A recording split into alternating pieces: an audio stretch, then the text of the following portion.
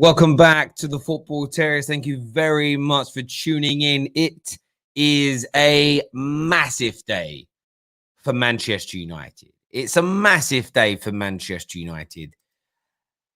These opportunities have presented themselves on multiple occasions in recent times where rivals mess up, rivals drop points, rivals have a little slump. And Man United are presented with an opportunity to strike, an opportunity to seize the initiative.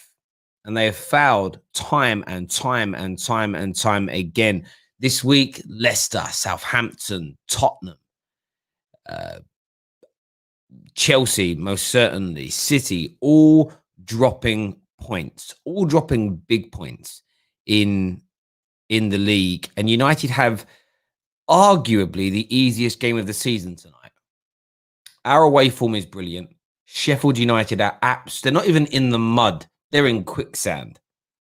They lost 11 of their opening 12 games. It is imperative that Manchester United win tonight. It's a massive game because of that. Ollie's talking about a title charge.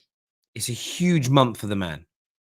By this, over the course of the next month, we play, I think it's 6 games in the next 16 plus days across the Premier League and the Premier League and the League Cup. We've got Amad Diallo coming to the football club as well, which I think needs to be discussed. And we're going to go into that in more detail. We haven't actually spoke Man United here on this channel directly since Saturday. I don't think we've ever gone this long on the Football Terrace without talking about Manchester United. So there is a lot to speak about today. We've got the link for the call in the description below. So feel free to come on and have your say. We want to hear from you today. Thank you, Strip Bear, for the happy birthday message. Live a long life. Yes, I appreciate that a lot. Thank you very, very much indeed. Yes, it is my birthday today, but I'm still here streaming. I'm still making the content because football doesn't sleep. Plus, we're pretty much in lockdown, so I ain't doing anything. Do you know what I mean? Ain't like I'm going out. I ain't seeing no one. I ain't doing anything like that. So yeah, man, it is what it is. What it is, as they would say. So thank you, Dwayne, long-time viewer and member of the channel as well here. Happy birthday, big man. Hopefully United can give you a great present with 3 points. And it would be a great present tonight. It would be a great How old am I? That's a don't ask a lady her age. How dare you? How very dare you ask a lady her age? Come on, have some decorum, have some class. 35. Thank you very much, Universal Boss. I appreciate that, my friend. Another member here. Happy birthday. Got the Avengers emoji going there as well. Yusuf says happy birthday. Thank you. I'm loving all the love. All the love coming today. Thank you. I look older than yesterday. Cheers. Thanks, mate. Appreciate the love. Thanks, buddy. But yeah, it is a massive game tonight. I'm gonna get it and put it up on the screen. Actually, I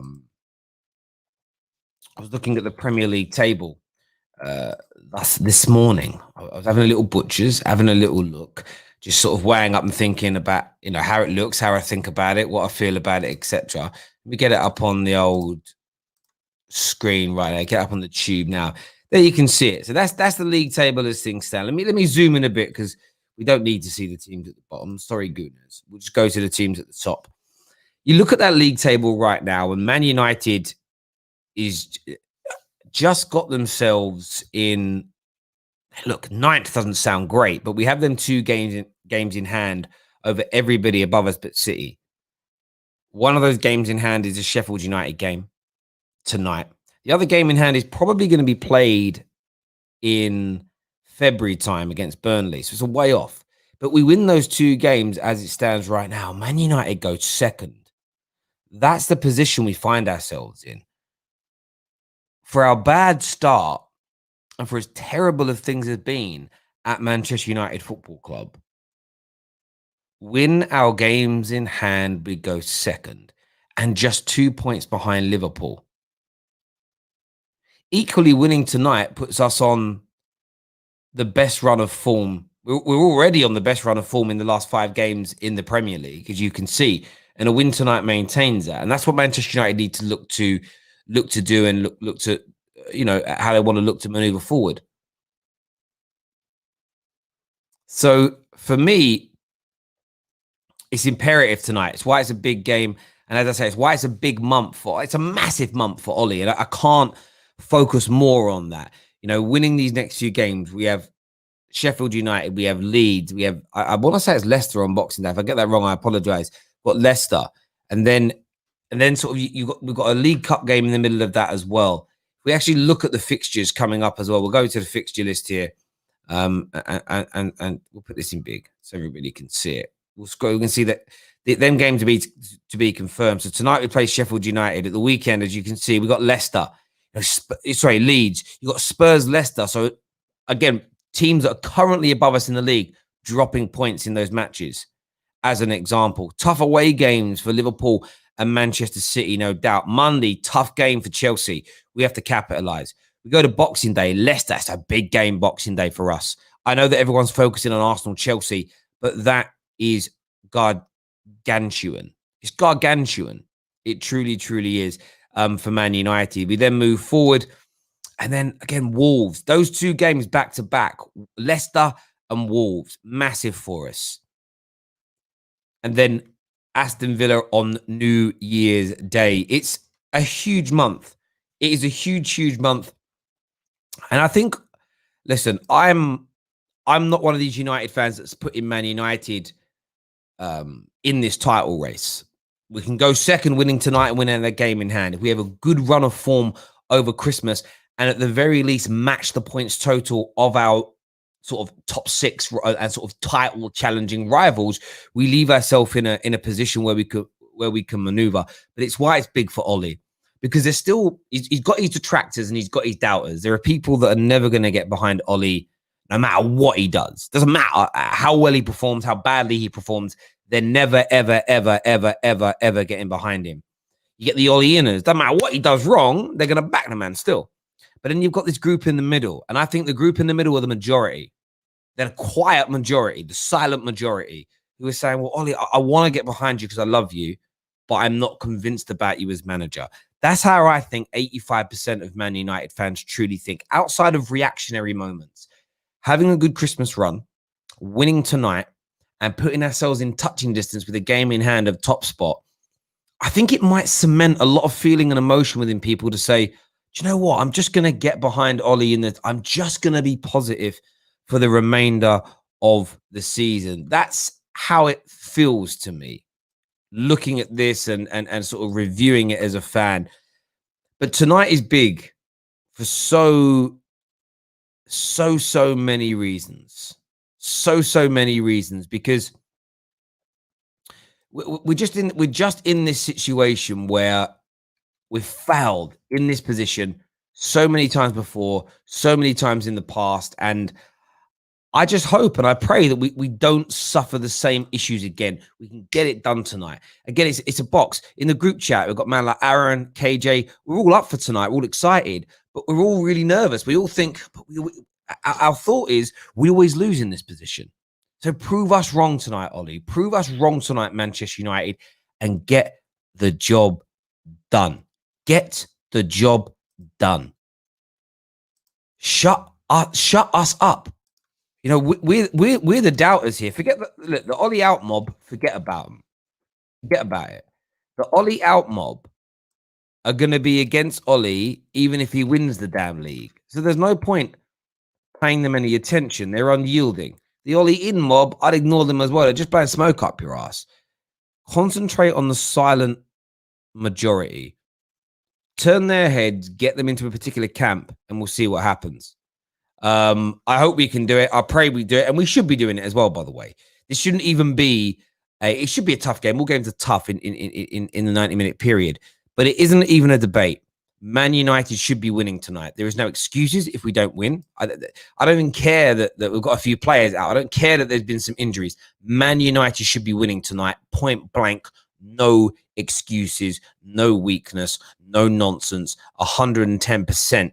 Man United should be winning this game. There's no doubt about it whatsoever. We want to hear from you. The lines are open. The link to call in via StreamYard is in the description below. It'd be great to hear from you. Get your comments in as well. I want to know what you're thinking and feeling. Also, I want to talk about Amad Diallo as well, or Amad Traore. Everyone calls him something different. And the plan of action when he comes in. Depends what newspaper you read. Some have said that there is a plan of action and Ollie's going to be like sort of testing the water with him when he comes in, using him straight away. There are others that are kind of printing it as Ollie's unsure around what to do. What I read this morning is this, that Ollie admits that he is unsure whether Diallo will go straight into the Man United first team when he joins, which I think is fair. I don't actually want to see him go straight into the first team. I don't know why the media have to spin this as such a negative. I want to see him play. I want to see him train with the first team squad, play a few games for the under-23s, maybe get opportunities from the bench in the League Cup if we're still in it, or the FA Cup. I think the Europa League could help us in that regard as well. It says here the 18-year-old was signed by United in a £37 million deal. Remember, it's only rising to £37 million. United have paid about £5-6 million cash so far. I love how they try and inflate that. Diallo is highly regarded by Atalanta, but the winger has played just 35 minutes across 2 substitution appearances for the first team this season. But we know why that is, right? It's part of the agreement with Man United to not overly use him. That there is a reason that he hasn't played a lot this year, and it's Man United stopping it from happening. And Solskjaer claimed Diallo may follow the same path as Palestri, who also joined United on deadline day. The 18-year-old Uruguayan has trained with Solskjaer's first team squad, but has not made an appearance or his debut yet. Instead, he's got minutes for the under-23s. He says here, I felt Palestri would benefit. This is what Ollie said. I felt Palestri would benefit. He started training with the first team. He did well, but we couldn't give him game time. So we thought we'd give him a run in the under-23s, and he's benefited from that. His confidence has been boosted. He's shown in all the games that he has played he can make an impact. With Amad, hopefully we can get him in, and we'll see how the squad looks and how he looks and how he settles. And that's what's important here when you sign a young player to not. And I like what Ollie's saying here. You don't want to put pressure on him. You know, it's a case of let's see how he looks, how he feels, how comfortable the situation is, and then how well he settles in England. Don't just play him if he isn't ready.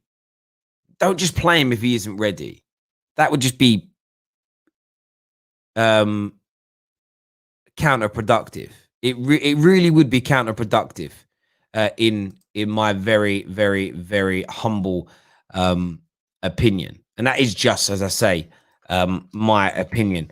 There's a comment here that says Palestri is going to play today. Really? I heard Henderson's going to start tonight.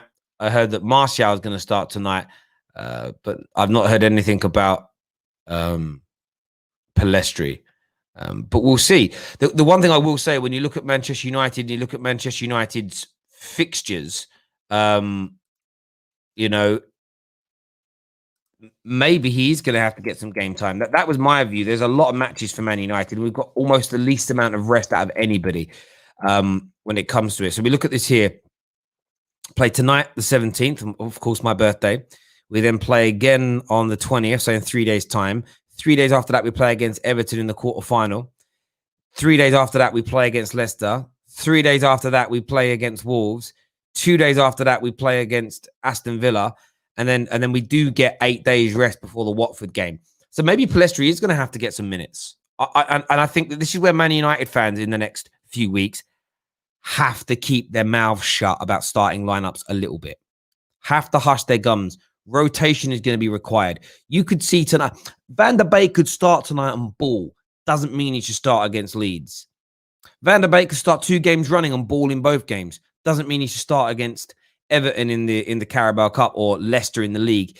It's about rotation. It's going to be absolutely imperative that is done, in my humble opinion. But do me a big favor and smash that like button, please, ladies and gentlemen. Really important that we get that done. Strip Bear here says, become a member for member-only chats. They are slower and easier to see. It's okay to be green for as little as 99p. That's very, very true. It only costs 99 pence well, there are certain levels to our membership. So it's as little as 99p that you can sign up for. I will put a link in the comment section.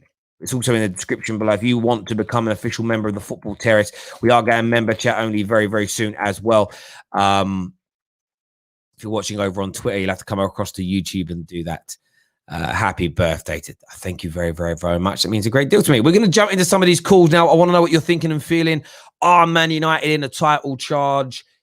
What do you think is going to happen with Amad Diallo when he comes in? I want your thoughts. I want your feelings about the next 2 weeks in the Premier League for Manchester United Football Club. We're going to jump straight into this super chat. First of all, from DJ, says, "Hey Terry, hope Man United lose, but Bruno scores as he's my fantasy football captain. Love the show, bud. A Chelsea fan."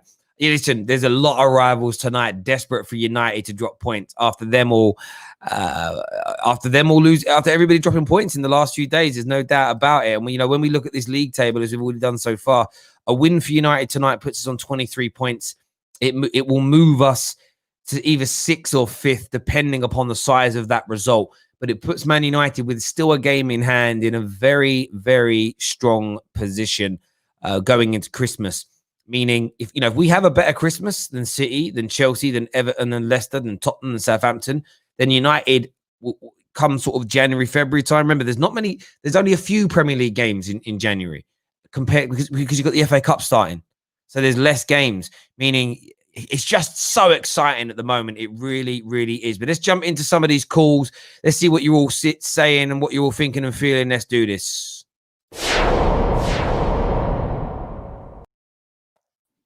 We've got Flaky here. What are you saying? Hi Terry, how are you? I'm very well. What do you want to say, buddy? Just about the Manchester United title race.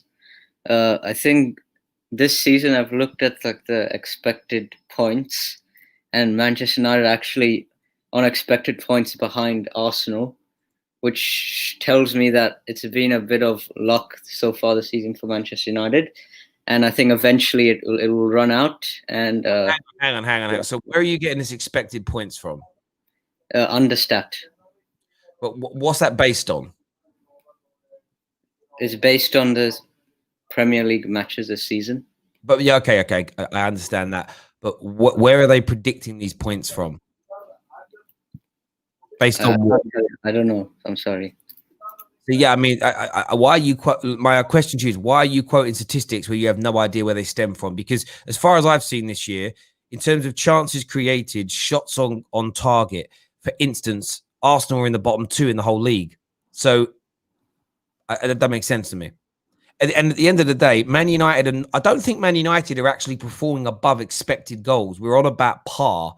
We're not sort of, our expected goals isn't 2 per game and we're scoring 4. It makes no sense. I might have that wrong. Sorry. No, you don't have to say sorry. I'm just confused by it. I did actually hear an Arsenal fan yesterday say, statistically speaking, they should be in the title race. And I don't understand where they get any stats from at all. It's selective breeding. They're 15th, Man United are 9th, but we have Man United have got 2 games in hand over Arsenal, and we're 6 points in front of them. Win our 2 games in hand, we're going to be 12 points in front of Arsenal after 13 games. Yeah, I've been scoring. But on the title race, do you think Man United can do it? I'm gonna say it right now. I don't think they can. I think they can get in the top 4, but not. I don't think they'll be close to the title. Okay, listen, I appreciate you coming on, Flaky. Thank you very much for having your say. iTest in the comment section says the same thing, that United are 14th in the expected points. But okay, what's that based on? Is that based on expected goals and assists and then expected victories? Yeah. The irony, though, iTest. The irony. Do you not see the irony in this? You're using statistics to put Ole down, but you say football's all about the eye test.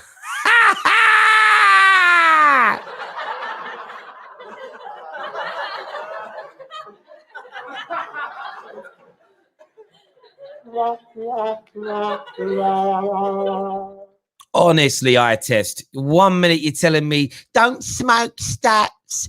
Don't smoke stats. Stats are nothing to do with football. Stats are bad. Ollie should be 14th according to the statistic table called expected points. Can you not see the irony in you, bro? The irony. Expected stats for me are the weakest because they're not facts. They're predictions. They're a hypothesis. You can't live your life making decisions based solely on a hypothesis or a set. Actually, you can make decisions on it. Let me rephrase. You can't assess life based on theory. You should assess life based on outcome and fact. Do you get what I mean? If me and my brother, they predict, we're at school, we do all of our tests and our exams, and they say, Daniel is predicted to be more successful than Terry in these 5 ways. That isn't what we're judged on. What we're judged on is how we both actually do, right? My brother wouldn't be, this is a completely hypothetical example, but my brother wouldn't be considered more successful than me, having a better career than me, having a more successful life if I outachieve him in every area, just because when we were at school and we did our kind of aptitude tests, he was predicted to be more successful than me. That makes no sense. It is literally, again, this is the thinking of losers. It's the thinking of losers. Do you know the irony is, but the actual league table doesn't lie. It doesn't lie. It really doesn't. But there we go. If you want to come on, have your say, there we go. Next up on the show, we're going to have Daniel. Daniel, welcome to the show. What are you saying, mate? You're on mute. Sorry about that, Terry. How you doing? I'm good, mate. I'm good. What do you want to say, Dan? Well, I was just a little bit confused by your title of the video. Why are you telling people that Manchester United are in a league title charge? I mean, what's that all about? Come on, Terry. Come on. I didn't say we were. Come on. Daniel, where did I say we were in a title charge? It says, if I read correctly, that you have put Manchester United in a title charge. The title, it says Solskjaer's title charge is what it says. Right, there you are. Who made the title? Was it you? Yeah, I did, right? But did you listen to what I said? Ollie's talking about the team being in a title race. So I'm asking the question, do you think we are? It's for you to answer. There's nothing in there that says this title doesn't say Terry Flewers says Man United are in a title race. That would be me. That would be a statement. I'm just saying Ollie's title charge. It's a catchy headline to attract viewers. Well, I think that's what it is, isn't it? It's a miss kind of guided headline. Listen, it's not misguided. It's attractive. That's the point, bro. It's like me when I go out. When I go out on a night out, I make myself look good to attract like the opposite sex. Do you know what I mean? And it might be a bit misleading because when you wake up in the morning, my makeup's a bit smudged. Do you know what I mean? My push-up bra's off and I look a little bit different, Daniel. That's all it is. Like my headlines are like makeup when I go out. What do you want to say anyway about Man United? Well, I'm actually an Arsenal fan.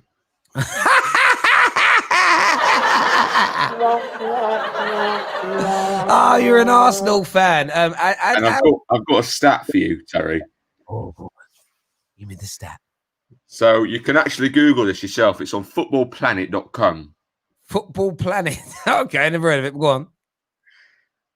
Well, it's my company, so. Oh.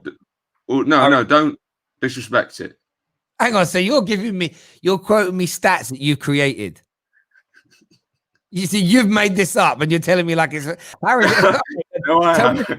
Tell me the stat first, Danny boy. Danny boy, the pipes. Go on, tell me it, bruv. Go on. It's actually pronounced Danielle, but all right. Anyway, the stats say that Arsenal are more likely to win a Premier League title than Manchester United.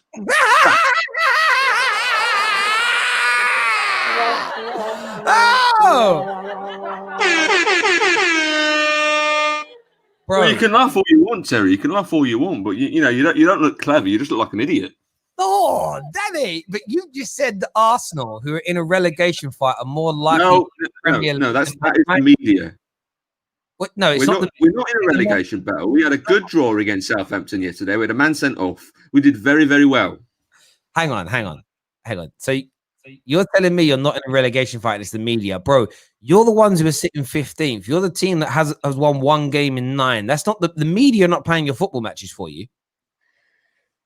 Well, you could say what you want in that regard, Terry, but I think, you as a Manchester United fan, you've got bigger fish to fry, really, than talking about Arsenal. Do you know what I mean? It's just pathetic, really. Yeah, I think your mask is coming off here, Mr. Trolly Troll, aren't you? You're just starting to crumble because you're good, but you're not good enough to catch me out. What do you mean, my mask? Look, unlike you, I don't know what you're like in real life, Terry. I really don't. I'm pretty much you're a lovely man, but you do come across as a little bit arrogant at the moment. Because... listen, I'm not arrogant. If I know you're probably a lovely man. It's just a mask that you use on YouTube. Oh, you're trying to turn the mirror on me. No, I listen. It's not that I'm arrogant. I just believe in my opinions. If I come across as arrogant, then I apologize for that. But it is what it is. But you're the man that's coming on here telling me about your website and your stats. Where did you get these statistics from anyway? I'm intrigued. A mate of mine in Spain. All right, listen. Listen, it's not as good now. You're losing it a little bit. What I do respect, though, Danny. No, seriously, my mate, you can Google him if you want. What's his name? Ole Gunnar? Sergio Alvarez. Why did you stumble by on his name? If he's your mate, you just get it. Boom, innit? Like all my friends. Look, he's a mate of a mate's, really. It's my uncle's cousin's mate, so it's passed down, really. So I've got his name. It's Sergio Alvarez.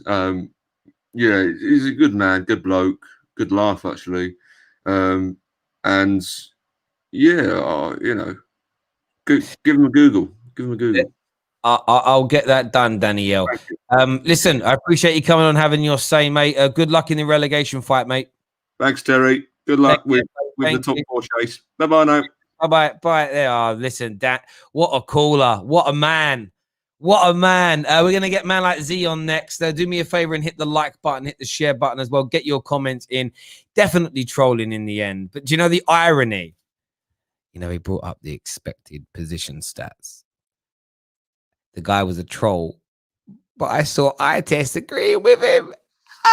Imagine agreeing with a troll, bro. It's like agreeing with the political views of Borat. Eye test in the mud, Mr. Eye test. In the mud, I say. Z's on the show. Z, what are you saying, brother? How you doing, mate? Yeah, mate, can you hear me? Yes, brother. What do you make of all these Ollie outers talking about predicted positions in the league? The Man United should be 14th and Arsenal should be in the title race. Oh, signal's gone. Who we get next on the show? We're going to go to Nelson. Nelson, how you doing, mate? Yeah, I'm good. How are you? Yeah, I'm very well. What do you make of all the people saying that Man United should be 14th in the league based on this expected points thing? Yeah, I don't listen to trolls, man. I don't waste my time on trolls. I wanted to speak about what I think about this season. Actually, what I thought from the start of the season was we're going to be dark horses. We could win this. We could win the league. So I had that feeling because of what we had last season.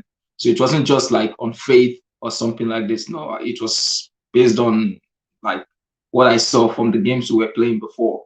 So yeah, and if you see since the lockdown, we've been one of the best teams probably in the world, I guess. We've been doing very well. The lockdown has been good for Manchester United, so I expected us to do the same. Yesterday, Liverpool won, and I remember I said Liverpool would finish 5th this season. Maybe I was wrong, but they ain't going to win the league. I don't think so. Because they won against Tottenham doesn't mean they are going to win the league. They are going to have good games, but I don't see Liverpool as the same Liverpool of last season, actually. So that's just what I have to say about that. It's an interesting one. I still make Liverpool favourites myself. I think people shouldn't be sleeping on them or looking past them, in my opinion. But I do hear you, Nelson. Thank you for calling the show as ever, mate. And I'll speak to you again soon. We're going to jump through some more callers, quick fire here. Next up, we're going to have London Gamer. London Gamer, welcome. What do you want to say? Well, I'm just going to put out there. I'm an Arsenal fan, so I'm embarrassed as fuck. But I'm going to say Man United, I reckon they're going to get the top 3. Suppose they won't make any of the top 4, I don't think. Yeah, they're having a good run at the moment, but I don't think they're going to make it top 4. Man United make the top 3 because how they're playing, where they've got Martial. I don't even want to be keeping Pogba at the moment, but that's 50-50. And that's that guy, that Arsenal fan stat guy, that just made me embarrassed as an Arsenal fan hearing it. It's just so embarrassing. So I reckon Man United do top 3.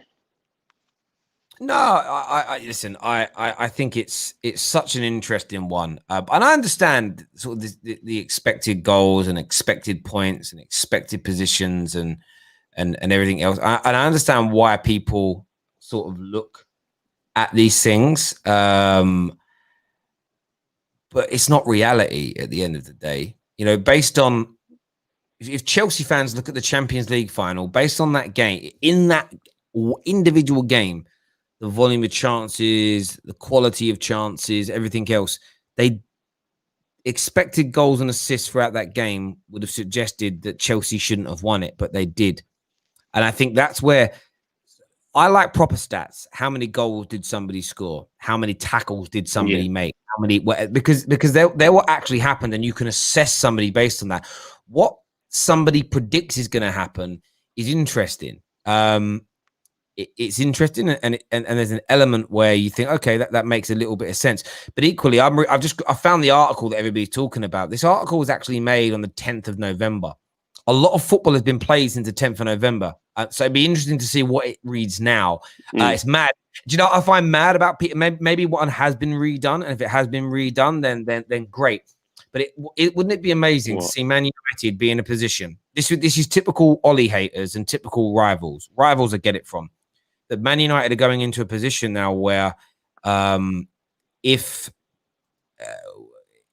Manchester United win their 2 games in hand, they go second. So what do? They bring up a nearly 5-week-old article where there's been at least 6 or 7 games played since, and they're sort of like, oh well, Man United should actually be 14th. Doesn't make. Do you get where I'm coming from? It isn't even relevant because 5 games. The same website, by the way, and this is why these things don't make a lot of sense. So there's another article. Go on, mate. Go on. I'm just going to say one thing. Eye test. It needs to actually get an eye test because it's just every time I come to a show and watch you, eye test is more stupid than anything. He's got the most lowest IQ out there, I think. Football IQ, you mean, on normal IQ? Normal IQ.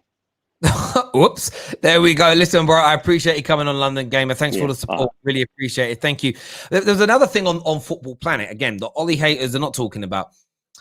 They're talking about here. It says Bruno Fernandes has been an incredible signing for United since his arrival in January. Blah, blah, blah, blah. We've taken a look at how the Premier League table would look if it began when the 26-year-old made his Man United debut. Everybody else has played 25 games. Man United played 24. If the Premier League started when Bruno signed, Liverpool would still be top with 53 points. Man United would be second on 51 points. Liverpool would be, Spurs would be third on 49 points.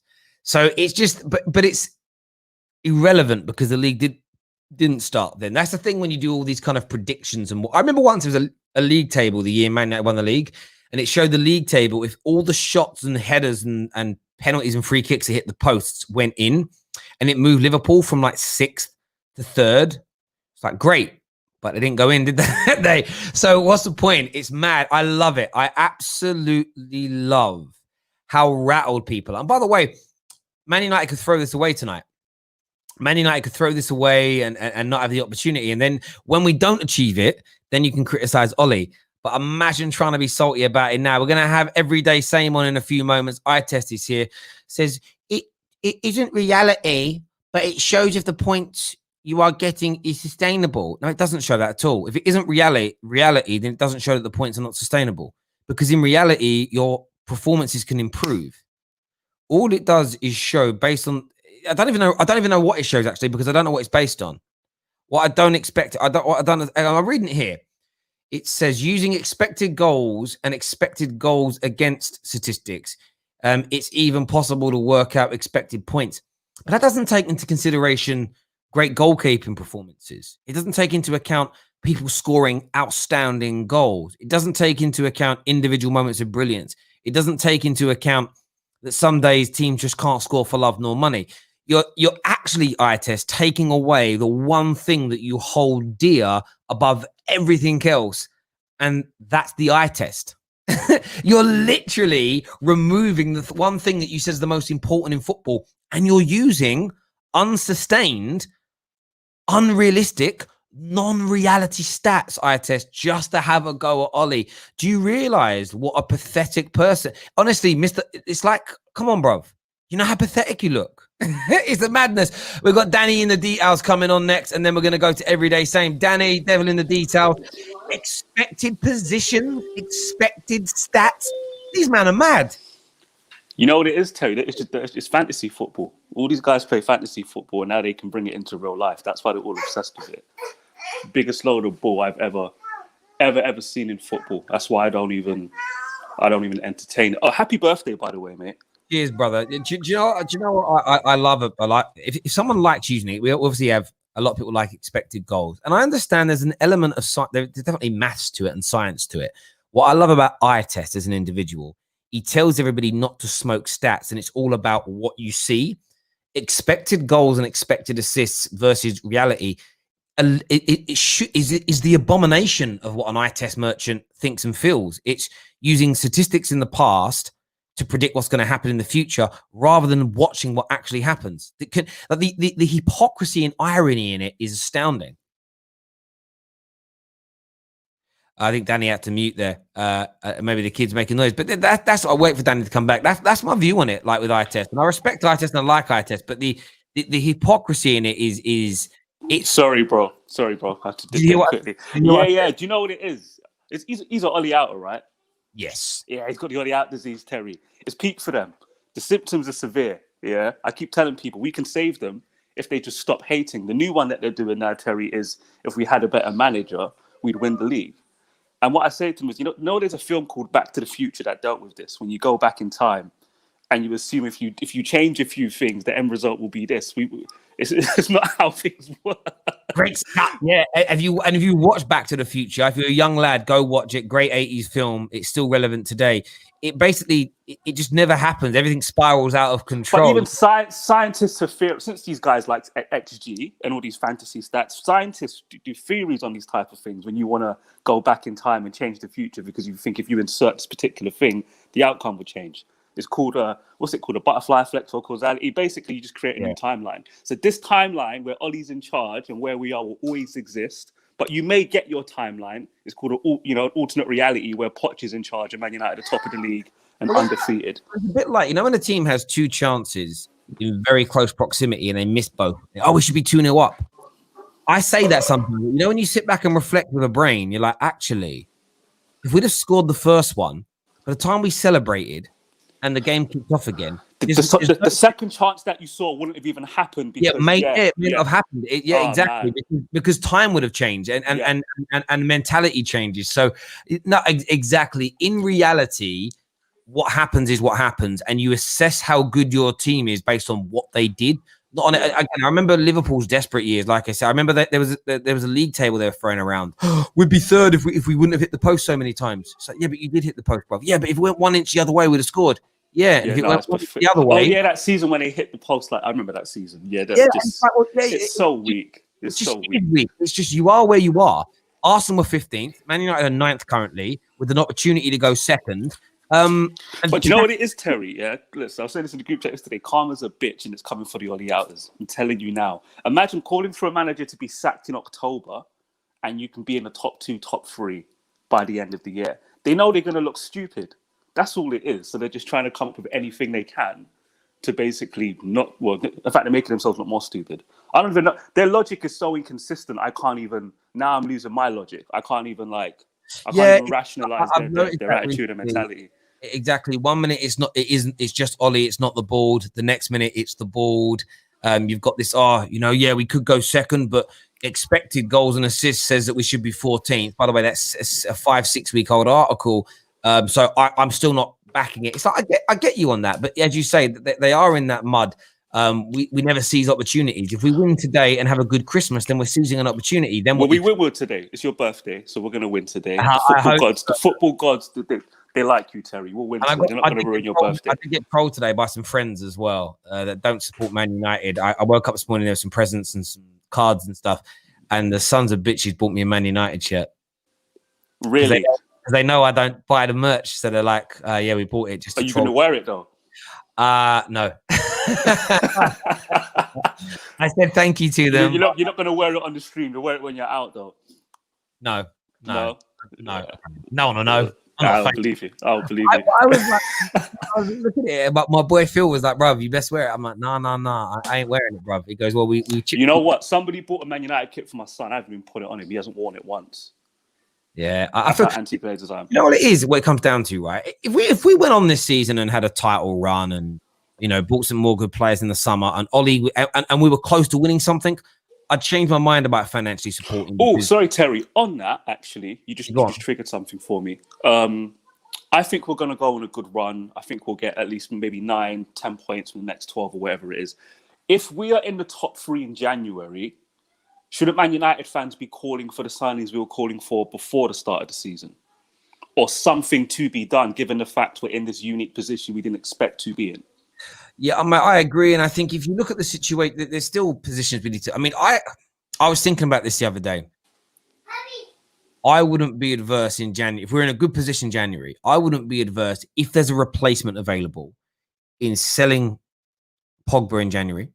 So giving him what he wants so he can move on and be free and do what he needs to do, go live his best life somewhere else, if we can get an adequate replacement. So whether it be a Jackie Grealish, whether it be I'm throwing Ndidi's name out there, but a player of that ilk and position. I also think Man United should look at the potential of signing Jadon Sancho, because that lad is not happy at Dortmund. And I think Dortmund are under a bit of pressure now. If his form doesn't uplift, they'll get about the same as what Man United did in the summer for him. So I think there are opportunities. That's the thing. Could you imagine, if we got Jadon Sancho for like 70 mil in January? I don't think it's impossible. I don't think it's that crazy. No. Their season hasn't gone to plan. They've had to sack the manager. I keep telling people, if we had 3/4 of a season that were normal and 25% of a season that had COVID, what do you think the financial situation is going to look like this season, when more than half of the season you don't have fans in the stadium and you didn't get that revenue? Purse strings are going to be even tighter for some clubs. Well, especially as by now, when we're in the summer talking, most people, because Germany did such a good job, expect the irony in certain countries saying they did better than others, and yet everyone's in the same boat. I do listen to it all, but I just get kind of weirded out by it, because 1 minute someone's saying, "Oh, this country's done it perfectly," and I'm like, "But they're still on lockdown. What are you chatting about?" Or they're not fans at Great Stadium. But you're right, it's going to damage people. But I think the biggest impact isn't even the sort of the COVID financial element with them. It's Sancho looks unhappy. They did this whole thing that he wasn't throwing his toys out his pram, but he kind of now is. Yeah. On the wrong way. I think Dortmund would have preferred him being mischievous in the summer, but he's head down working hard now. It's gone the other way for them. So and they can't demand 108 million, like 108 mil now. Yeah, and the thing is, they, in my opinion, they lost the battle. Man United lost the battle in the summer, but United could end up winning that Jadon Sancho war, if that makes sense. So I agree with you. If we've got the money to do it, if we can cash in on Paul Pogba in January, imagine maybe not Jackie Grealish, because I know he plays a more advanced role. Yeah, but having said that, so we can't get Sancho. I mean this sincerely. If in January we went out and signed, let's just say it was Ndidi, right, or a player of that ilk. If we went and signed Ndidi and Jack Grealish in January, I'd be over the moon with signings like that as well. Yeah, I'd say at that point, because of the position we're in, I'd say, all right, now we can have a somewhat of a title challenge. Which, by the way, there ain't no effing title challenge right now. We're 12 games into the bloody season. What's wrong with pundits in English football, Terry? Do you know what it is? You know when you talk about them copying YouTubers and getting caught up in the moment. We're 12 games into the season. We're a few games. I think we can go above Chelsea, who were title challengers a week ago, and potentially even surpass Tottenham, who were title challengers. I heard commentators saying, no, Tottenham won't go away. They're still in it. And I'm just like, but Man United, yeah, we've got no hope in hell. I don't think we can challenge for the title seriously. But I don't think anybody can. I think Liverpool have dropped to level, so they look normal, look like everybody else. But actually, they're still clear of everyone. They've been brought into the kind of mortal realm through injuries, and I think a little bit of people working some bits and bobs out. We've added Everyday Sam and Kaya here. Everyday Sam, what you saying, mate? Hello, can you hear me? Yeah, perfect, mate. Perfect. What's going on? Oh, we're doing a stream. Oh, right. Okay. Oh, okay. I mean, the one thing that I'm concerned about is, like, you know, I like to use logic and historical references. And what you said at the start of the stream, you know, every time we've had an opportunity in recent memory, we've fucked it. Sorry to swear, we've messed it up. So, like, and I know it's set up perfectly. You know, we've got this brilliant away run. They've got 1 point. You know, I think, I mean, am I being pessimistic to look at logic like that? Am I being like, No. You're jaded. You're jaded. Yeah. That's my I think, view. you know what it is? Do you know what it was, right? Do you know what it was? We played against Paris. We did well. I was happy. We played and stood up against Leipzig. And I felt, for the first time after the Paris result, I felt proud. I've not felt that for like 7 years. And then we go and fucked it with Arsenal. Sorry to swear. We go and messed it up with Arsenal. So after that, I've literally, it's like, so then when we beat Everton or someone, I'm like, great, I'm happy we've won. But I'm just waiting for the next time we mess up. Yeah. And so now I'm just, it's just, I don't know. I don't know, guys. I don't know. Interesting with it though, for this season, we've got across all comps, we've got a 61% win ratio. Since January, I think it's 65%. So in almost 12 months, it's the best. It's also the best calendar year win ratio we've had since Fergie retired. And we're pushing ourselves towards. We're winning 6 out of every 10 games, and we're pushing it in all comps over a course of calendar year towards 7 in every 10 games. And I do understand completely that some of those losses are painful ones, that Leipzig will stand out, Istanbul will stand out, the Tottenham game where you lose 6-1, they seem to stand out more because they're either clutch games or they're hammerings and embarrassing. So I understand why that happens. But there have been the improvements there in terms of the overall points total. What I'm quite liking with Man United at the moment, and maybe this video stops that, is it's been quite unceremonious the way we've just found ourselves in this position. No one spoke about us. Like I'm happy to call Chelsea and Tottenham title contenders. If the fans are calling themselves title contenders, I'll just follow suit and echo what they say, and then ask them why it didn't happen if and when it falls away. What I find strange is that still, even like yesterday, I'm listening to Talk Sport and I'm listening to Sky and other people, and it's like, yeah, Chelsea and Tottenham in a title race. And then you hear, well, if Man United win their couple of games in hand, which are against 2 of the worst teams in the league, they're above both teams. Are they a title contenders? Nah, I can't see it.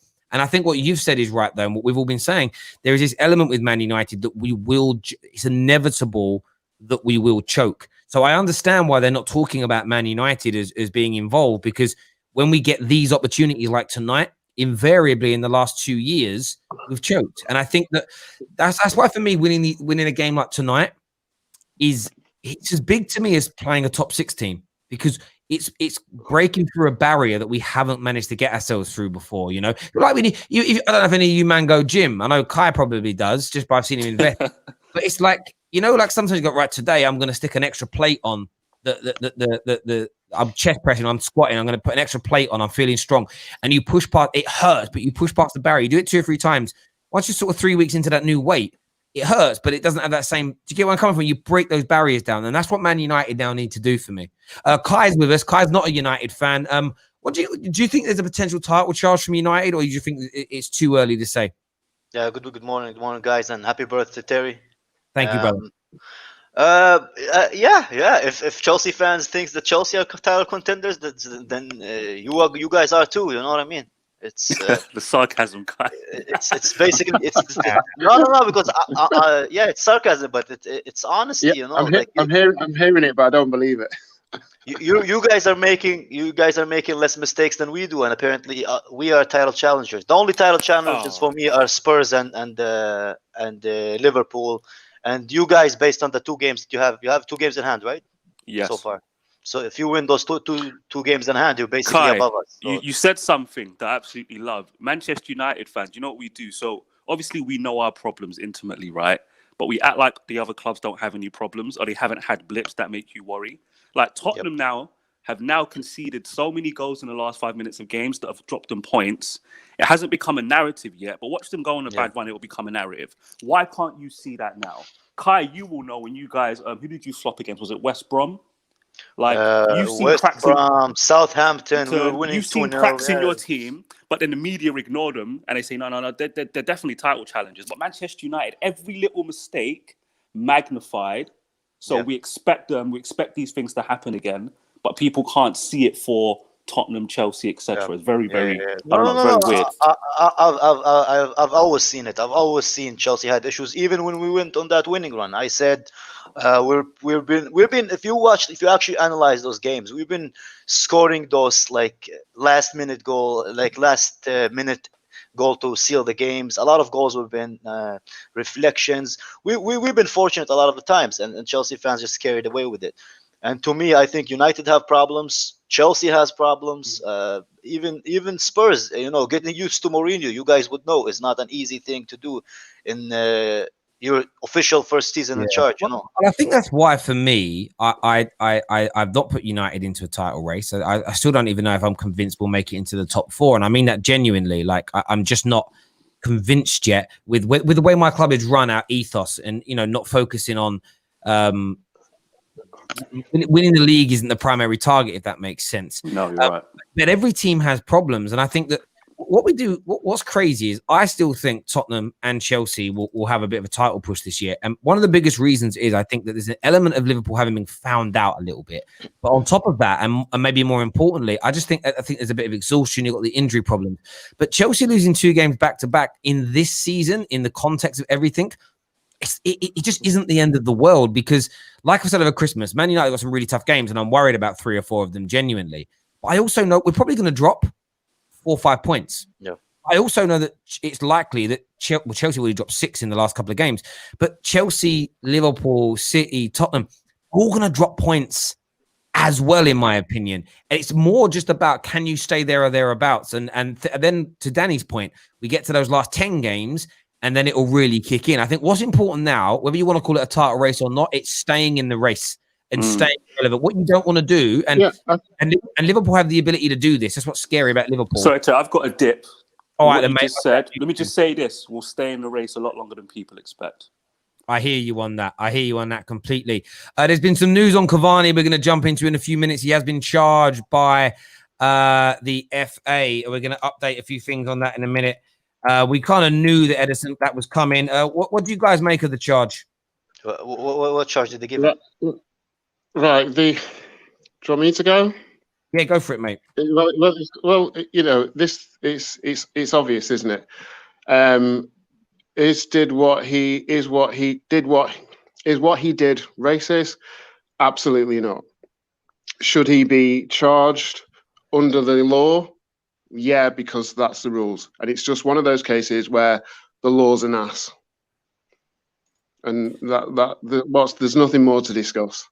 When you say that I take your opinion on this really seriously, and not because I know your ethnicity. That isn't why I take your opinion on it seriously. The reason I take your opinion on it seriously is you're very articulate, you're very knowledgeable about these kind of subjects. Do you think this is a case where people are focusing on a word that's being used, and maybe I find it more of a younger generation issue, because I see a lot of young people on social media coin this phrase every day, and it scares the living daylights out of me when they say, I don't care about context. Context doesn't mean any. Context isn't important. Is that what this is to you? That they've taken the context away, and in the context that they're not applying context to it, so they're just saying the word was used, thus it's bad, thus we're banning you. Why do you think this? Of course. Go on. Of course, that's what it is. Because if you take it in context, it's not racist, isn't it? It's somebody saying congratulations to him, and him saying, "Yeah, nice one, our kid." Back. That's inherently what's happening here.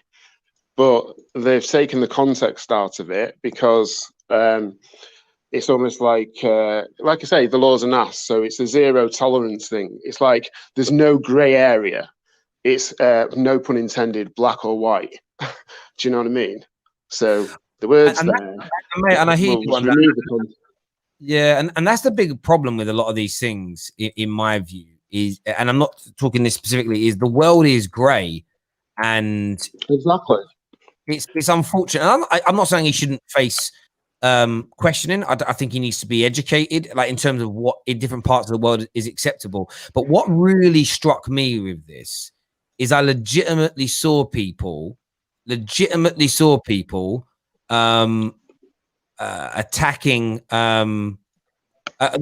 Cavani, but referring to and saying that this was the same, saying that this was the same as what Luis Suarez did.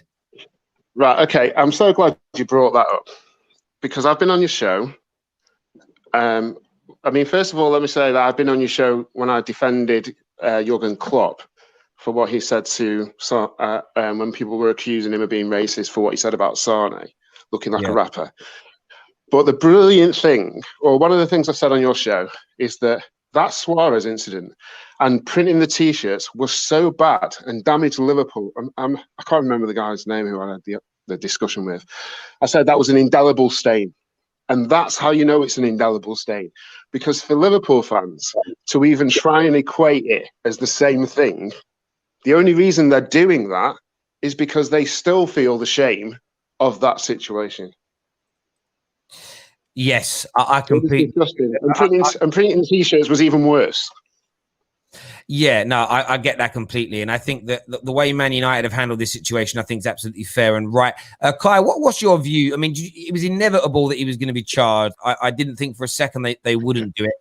There's all sorts of different views and opinions on it on social media. I find that the older people get, the more understanding they tend to be. What's your view on it, mate? I think it's if he wasn't trying to be hateful and it's part of his culture, I think they're being a bit rough on him, to be honest with you, because he's just a friend said it to him to be like endearing, you know. And if you look at Cavani, all his friends like in PSG were from African descent, so I think people are a little bit. I think in the Latin, in the UK and in the US, it's people are a bit more, you know, like cautious towards these kind of things. But I just don't think it was being hateful from his part. It's just part of how South America is. If you've been to South America, you'd know it's quite normal. It's a normal term there. Yeah, I mean, obviously, it's not. There's no hate, but it's the same thing as the City player the other year, isn't it? That's why he has to be charged, because it's the same thing as a City player. There's no hatred there, is there? No, well, he got charged, so therefore Cavani gets charged. There's nothing we can do about it, guys. It's just a shit situation. I've had a conversation with a lot of people about this as well, though. And on the other side of the fence, a lot of people have said, look, you know, the word used even in South America derives and stems from a very hateful and bigoted place, and things need to be done to educate people. Is charging and banning Cavani from a game part of that? Do you think it has to be part of that education process when people do things in the context that he did? Totally get what Suarez did. Totally understand that. You know what that official did in the Champions League game between Istanbul and PSG. Totally unacceptable. Do you put all of these? Is it fair to put all of these things into the same pot, or do you think each thing should be looked at sort of on its own individual merit and case? Of course, they're not in the same pot. And in an ideal world, all situations, not just racism in football, should be dealt individually. There should be some intelligence and leeway for grey area. But unfortunately, when you get to situations that are emotive as racism, then it's all about the optics, the aspects of the situation, how it looks. We've got players taking a knee. There's no way a Man United player would get any kind of. Well, sorry, let me take that back because there's no way if anybody's going to get any kind of leniency in this current climate. Yeah, and I understand that, and I think it's absolutely right that Cavani is reprimanded, and I think it's right that in terms of pulled up on this, told that it's wrong, told that it's unacceptable at the very least in British society, which it should be. And the reason I say that is because I'm very cautious in these conversations that I don't feel I have any. This may sound like I don't even know if I'm right or wrong in this. There's something about me telling other people that live in other countries how they should live and behave in their own country. I find something about that feels, this is where morally it tears me apart. That I don't feel that I've got any standing to tell. I'm just gonna. I'll use him. I don't think I've got any right to tell to tell a Uruguayan how to behave in Uruguay. If that makes sense. I don't feel like I do. Maybe I don't even have the right to tell a British person how to behave in Britain. I don't know. And that's the issue I have with all of this. As me personally, I have my beliefs on things, and then it's like, but does my belief fit in with everybody else's and everything along those lines? But I think he certainly needs to be reprimanded here in the UK. He needs to be educated by Man United, educated that he can, what he can and what he can't say, and context applied to that. Should he be banned? In the interest of fairness, I think yes, based on other people receiving bans for similar things. I think it's kind of inevitable. But what I do get disgusted with is people trying to put, these incidents all into the same pot and trying to sort of talk about Cavani in the same way they do Suarez or this referee from the other day. Or how long is the ban he got, Terry? By the way, sorry. Who? We don't in charge. Just been charged. I don't know yet, but it's it's going to be an interesting one to see what actually sort of happens and transpires with it. I think he'll end up with what did Bernardo get? I think it was a 3. I think he'll get a 3-game ban. I thought it was 1 game. Bernardo got. Someone told me the other day it was 3 games. Let's check. Bernardo. It was 3. And I think because Cavani is a United player, he'll get 4. Oh no! Hang on a second. The Guardian wrote this. He was handed a 1-game ban. Guardian here. City yeah, I'll share it on the screen so everybody knows I'm not making it up. It's in the Guardian, so the Guardian would be hot on this. But that's the article there, given a 1-match ban over Mendy tweet. So if he got a 1-game ban, I can't see Cavani getting more than that. Because even in this instance, Cavani came straight out and apologized, and so did Man United. In this instance, both Man City, Bernardo, and Pep defended it. So, and he only got 1 game. So I think it'd be strange if he got any more than that. But yeah, it's one of them ones for me. Neeks here saying Bernardo got a 1-game ban and a fine. Yeah, the fine won't even be a problem with it. No, would they give him more time because he actually apologized and admitted that he did something wrong?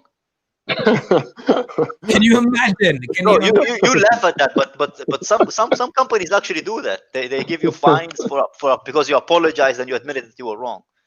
Because if you deny it, they have to take it to court and blah blah blah. I'm coming here from Twisted Bubba, and racism needs one uniform rule. You can't make exceptions for different cultural practices. Yeah, but that's not what we're talking about, though, are we? We're talking about context. We're not talking about cultural practices. And cultural practices is irrelevant because the reason he's getting charged is because he brought football into disrepute. It's got nothing to do whether he was in Uruguay or the Mars. So that's that statement. See, I agree with that statement, but that statement is out of context, in my opinion, to this conversation. Of course, there needs to be a uniformed approach to tackling racism. I don't think many people are calling Cavani a racist. They're saying he shouldn't be using that word in the context that he did. And you can't, like, I don't think you can treat an Insta post like this in the same way as you would treat a fan throwing a banana at a football player. They're completely different incidents. You can't, like, having a one-size-fits-all approach for that, I think would be a very dangerous precedent to set. I really do. Bert here says Cavani needs to be charged as per the rules, but calling him racist is wrong because there was no intent or malice. Yeah, I understand. I understand that. I mean, it's an interesting thing to talk about. I mean, I got a message from someone the other day saying, Terry, don't talk about racism. You're not allowed to because you're white. I just thought that's rather offensive. Okay. Fair enough. You know what? That's not even a laughing matter because it's statements like that. It's the fact that say if you're white in this country, I think before you even speak about racism is a massive issue in of itself and can cause greater issues. any kind of stifling of any kind of opinion will always exacerbate the problem that's pertaining to the situation. I understand it. You got Yusuf here as a comment. Says you're not taking into account cultural differences is a racist judgment scale itself. That's where it becomes too tricky for me. And not that I don't have an opinion. I'm not educated enough to articulate what I know what I think. I'm not educated enough to articulate it, if that makes sense. I'm always confused by this. This is something in society that confuses me. And when you ask it, you always get like that. People always pull a face like they've just walked into closed patio doors. They're just like they just stand still when you say what, like who out trumps who? Excuse the almost an ironic pun in there.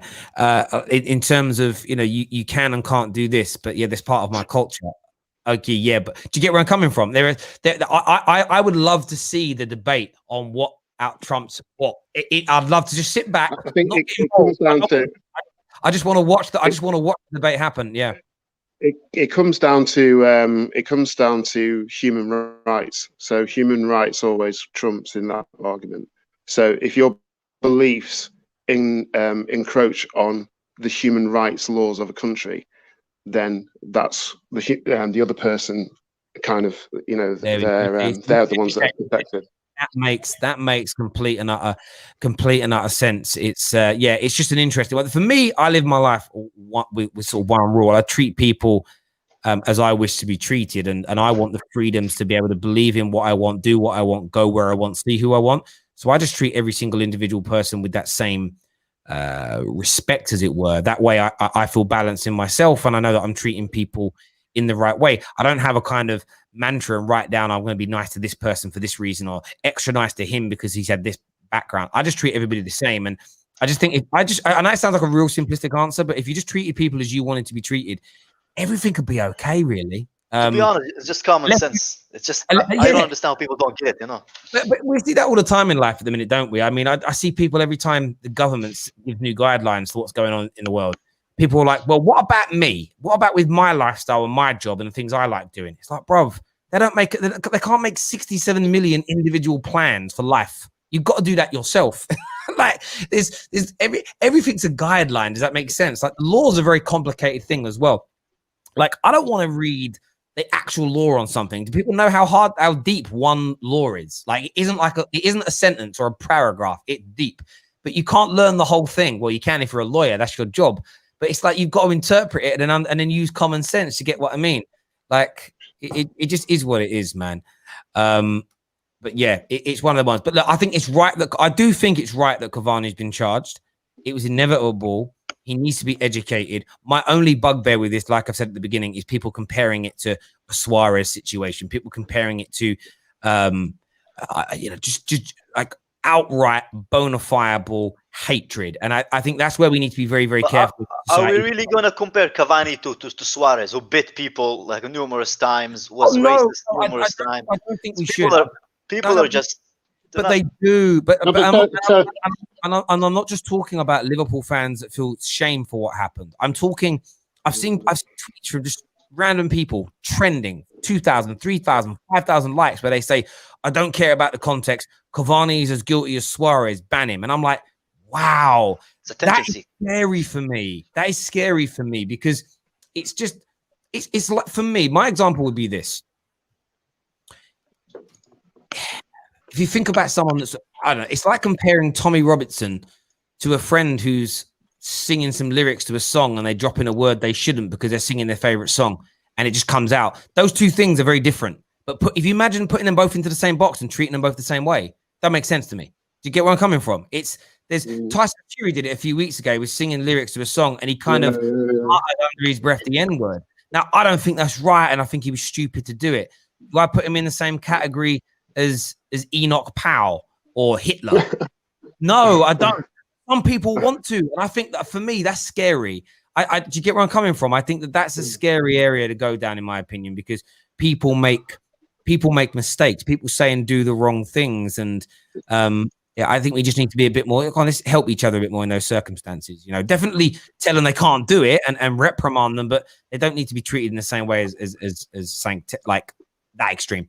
But listen, everyone who's tuned in, a massive thank you to each and every one of you for joining in. We're back later on today with more content for you. Until then, take care. Goodbye. God bless. And we'll see you all again very, very soon. Bye-bye.